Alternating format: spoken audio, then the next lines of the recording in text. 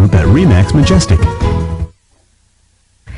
Well, it's a problem that plagues thousands of Tucson drivers trying to get from one side of town to the other during rush hour traffic and hitting nothing but red lights. However, less drive time could be in your future. The city of Tucson has teamed up with U of A engineers to try to make your commute faster, and you are actually helping them do it. Now, your side's Ricky Mitchell looks into a new system being tested on Tucson drivers right now.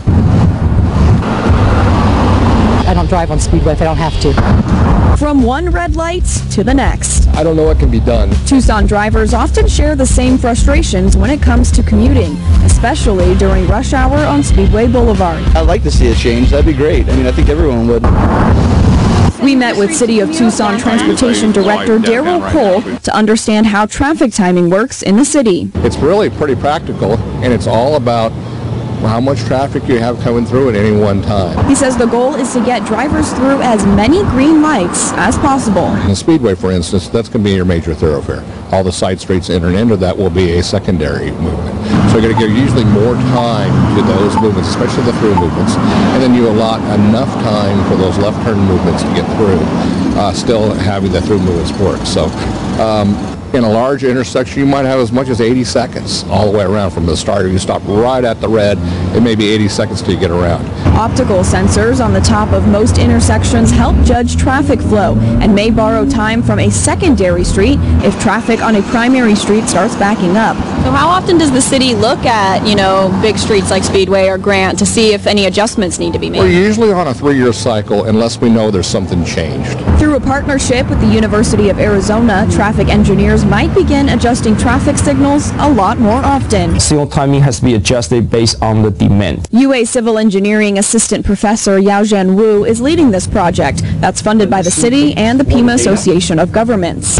What we did just, we put a small mini PC and also the Bluetooth adapter. This Bluetooth adapter collects all the Bluetooth MAC addresses on all personal devices anonymously, so we don't know who you are. They installed these Bluetooth adapters at every intersection on Speedway from Euclid to Harrison. By collecting the anonymous MAC addresses, Wu says they can see how long it takes a driver to get from point A to point B, and if that time seems too long, the city can then go in and adjust the traffic signals. We're hoping to use that pretty much on an everyday basis, implementing the changes if need be.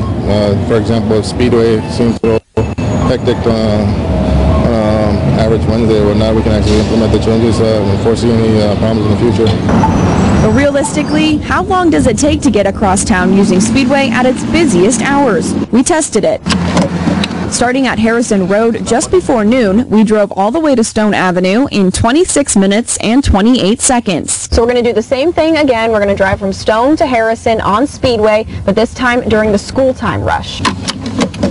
We drove through Stone Avenue right before 3 p.m. and made it to Harrison in 29 minutes and 57 seconds, 3 minutes and 29 seconds longer than during lunch.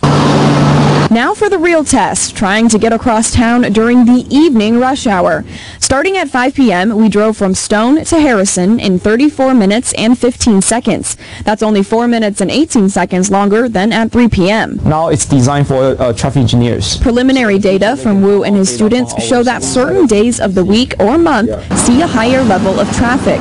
This graph shows traffic on Speedway Boulevard from 5 a.m. to 10 p.m. last February. Areas in red are congested traffic. When the graph stops on February 14th, there's a major change. So as we know, it's a Valentine's Day. Looks like people are busy shopping at noon. Depending on funding, they hope to install these Bluetooth devices on other major roads as well.